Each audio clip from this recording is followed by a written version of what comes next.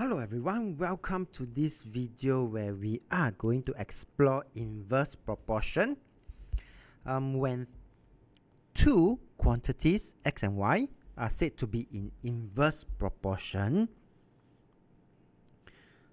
y is said to be inversely proportional to x, and when that happens, there are some observations.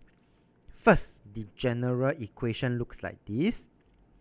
Y is equal to k over x, or you can do some rearrangement of the terms in this equation such that x and y is equals to k. And this k is a constant, meaning there is this fixed value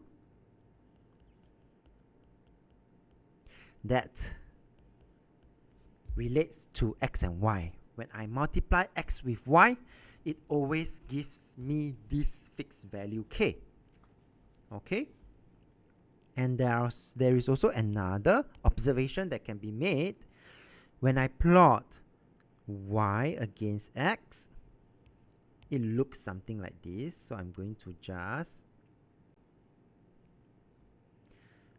the graph looks something like this. If I have a y over against x, it will look like this curve. Okay, and this curve is actually, there's a name given to it. It is called a hyperbola. Alright, that's the name of this curve. And if I were to plot y against 1 over x, then it is a straight line that passes through, but not including the origin. Okay, because x cannot be equals to 0. Alright, we cannot divide something by x. So how does this graph looks like? So it is quite interesting. So for this, the graph actually looks like this. Y against 1 over x. Actually, we will draw a circle to denote that for this particular point, origin, that this line, the line, right, the straight line, right, the straight line thus passes through the origin, but do not include the origin. Okay, that means this line will continue to go, but it's just that this particular point, origin, it does not include it. It is not part of this graph. Right? And last observation is that when one quantity increases, the other actually decreases. And because it is a straight line graph, it's actually decreasing at the same rate.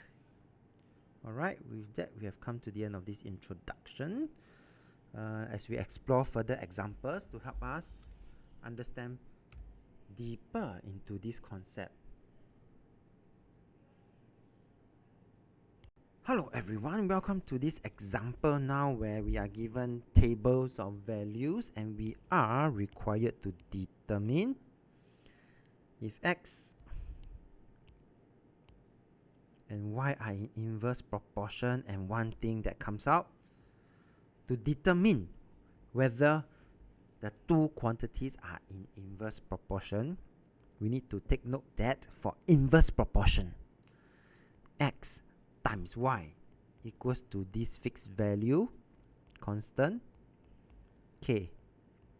Meaning, if I look at my table of values and I go and calculate my x times y, if all the set of values give me a fixed value, this means that x and y is a constant, it is an inverse proportion. So let's check it out. So x times y, this will give me 600. This will also give me 600. This will give me 600 as well. And this will also give me, very good, 600. And therefore, for part A, since xy is equals to 600 is a constant, x and y are in inverse proportion.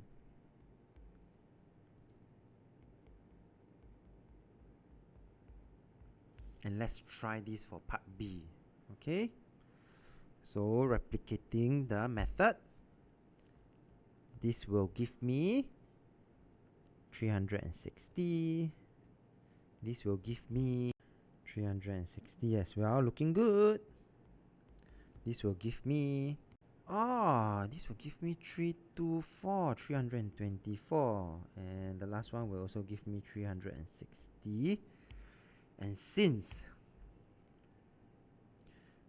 there is one set of values that do not give me the same 360 for this part B, x and y are not in inverse proportion.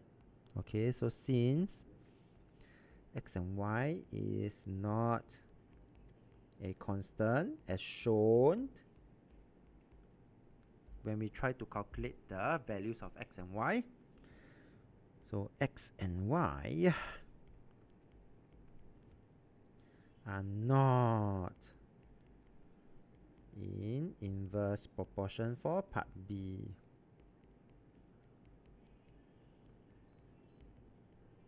Now that we know how to check whether two quantities are in inverse proportion, let's move on to some of the examples where we'll delve deeper into the inverse proportion.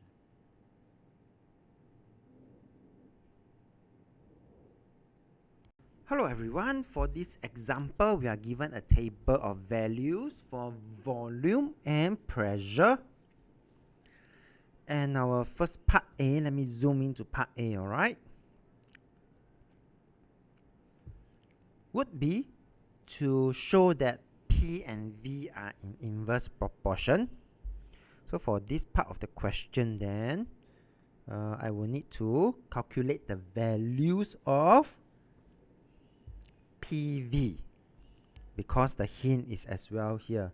If P times V equals to K for all values, it is inverse proportion. Okay, so in order to show that, right, we do need to, and let's start to, let me zoom in a little bit bigger so that I could make it neater. So PV.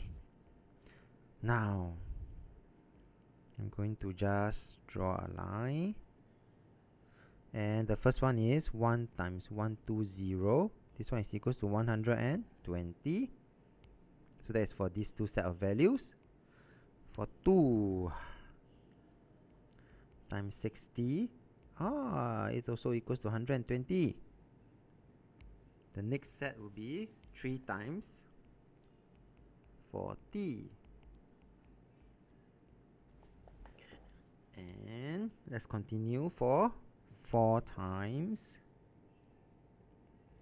30.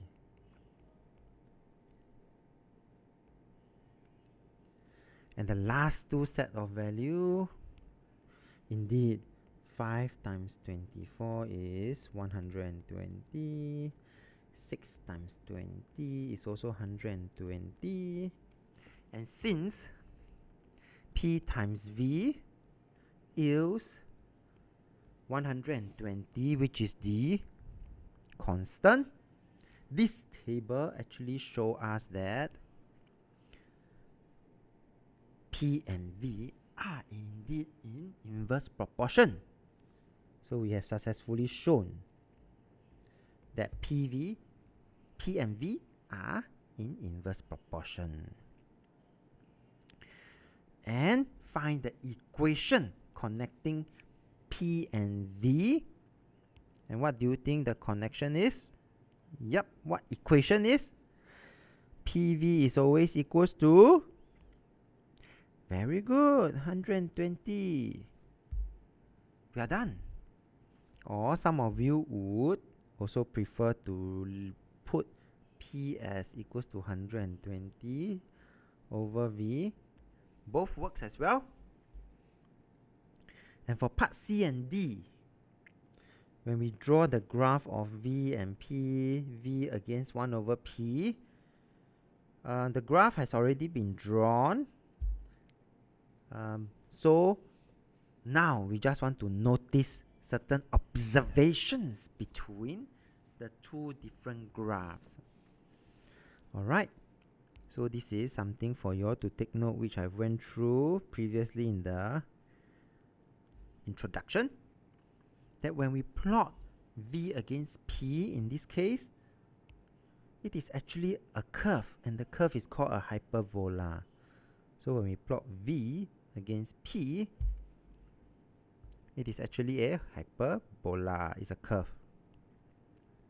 But when we plot V against 1 over P, then it becomes a straight line, and it does not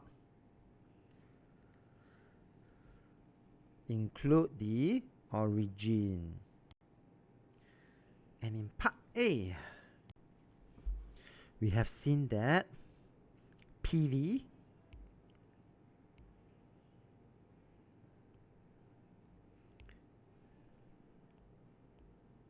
or K is a constant.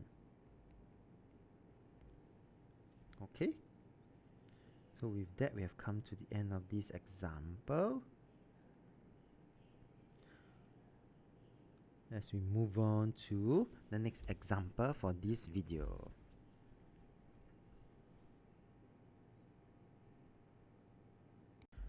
Alright, for this example, which shows the another type of question relating to inverse proportion, we have 6 men that can complete a job in 8 hours. Then they actually ask, how long will 18 men take to complete that same job? Okay, so step 1 also in assumption that you have made when doing this calculation. So actually there's one assumption that I will need to make, would be that the assumption made, right, to simplify our calculation, alright, because it may not be reasonable in the real world, is that the men work at the same rate. Okay, this may not be necessarily true in the real world, because some of us can work faster, some of us can work slower. Okay, and now how do I then do this particular question? Let's see. This is what is going through in my thinking. If I have more men, logically speaking, will I be able to complete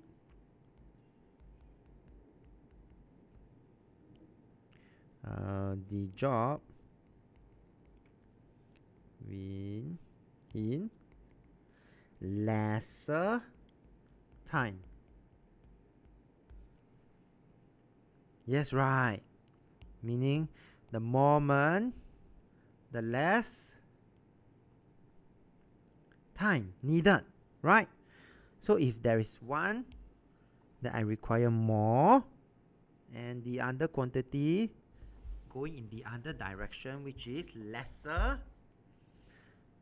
one increase, one decrease,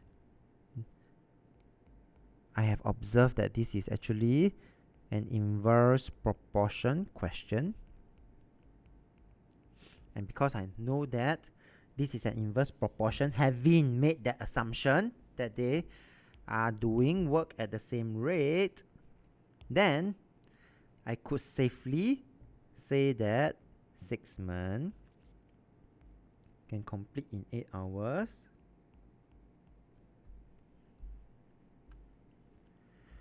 18 months. Inverse proportion means that if I multiply by the same rate, it will decrease by the same rate. Okay, increase by time multiply by 3, I will have to divide by 3 on the other side due to the nature of the relationship for inverse proportion. And therefore, I will get 8 divided by 3, 2 and 2 over 3 hours. That will be the time taken for 18 men to complete this very same job. Let's move on to the next question.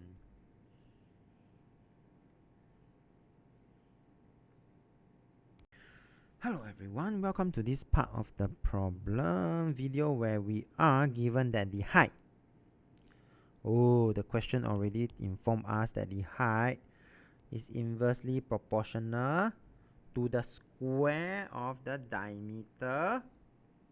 So I am going to let h be the height, d be the diameter, and because there is a square, so d power 2.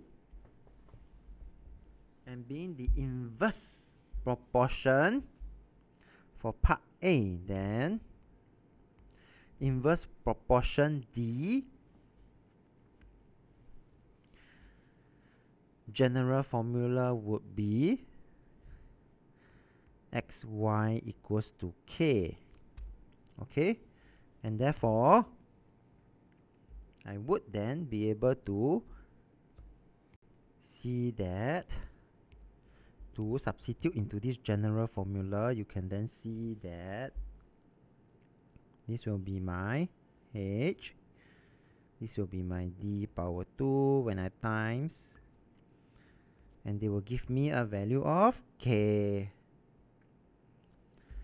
And then I start to see that they also give me two values here. Do take note, these two values is to allow us to find the value of k. So diameter is 5, so 5 square, height is 14, and therefore I will be able to find my value of k. Okay, this will give me 350.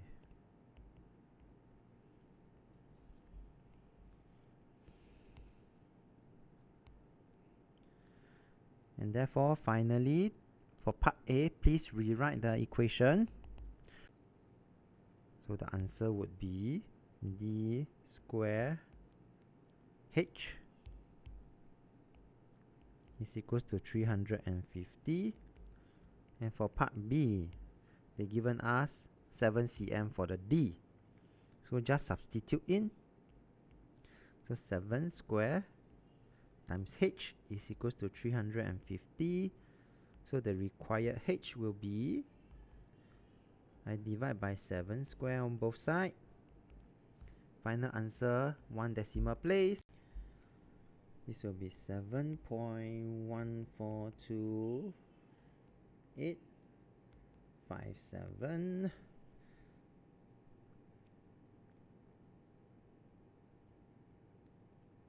This is to 7 sig fig, followed by 1 decimal place, 7.1 cm.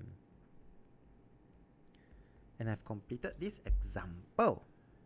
So let's move on to the next example. Hello everyone, welcome to this video where we are given that a contractor estimates that he need 96 men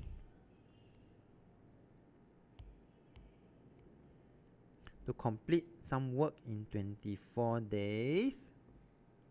Okay, so by relating the number of men to be M, number of days to be D, we need to form an equation. It is important to recognize that if I have more men, I will need less time to complete that same amount of work. Make sense? And therefore, this is when I increase the number of men, I decrease the number of time, the amount of time. This translates to an inverse proportion question. And therefore, I will then be able to make use of the general formula for inverse proportion x times y equals to k for this question. So then I will have m times d equals to k. But that's not the complete answer, because we are given the values of 96 men, 24 days. That will allow us to find the value of k easily. Yeah? So therefore, I will then be able to get the value of k now, which will be 2304 is equals to k. So therefore, the equation relating m and d would be m times d is equals to 2304. And with that, let's look at part B. Now that we assume that all the men work at the same rate, we are given the number of days, 18 days. How many more men does he need to hire? Oh, I should use green color, sorry. So I'm going to just substitute for part B. I'm going to substitute 18 in to find the number of men. So will be equals to 2004. Therefore, I will be able to find the number of men required, which will be simply 2304. I'm going to divide by 18 on both sides. So give me 128 men. So they want how many more? Previously is 96. So therefore, the answer will be number of more men is equals to 128 minus 96. He needs 32 more. We've come to the end of this example. So please, let's move on to the last example for this video. Hello everyone, welcome to this part of the video where we are given that y varies inversely with x power 2. And because I know inversely, the general formula will be this. Okay? And also, we are also given the two values, and we also know that this is to allow us to find value of k later on. So let's move on to part A. You will then see me substituting in neatly. X squared times y is equal to k. Okay.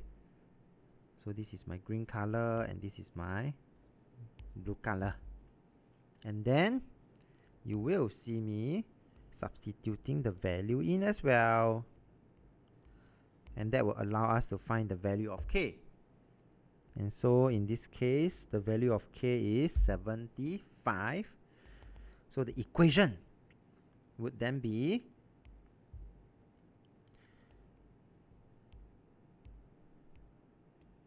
x squared times y is equals to 75. Done. Part B, find the value of y when x equals to 2. So we just need to substitute the value in.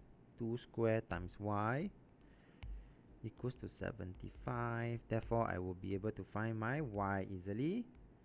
75 divided by 2 squared. And that will give me a value of 18.75. With that, we have come to the end of this video. If you like this video, do give it a thumbs up. Thank you for watching. Have a nice day.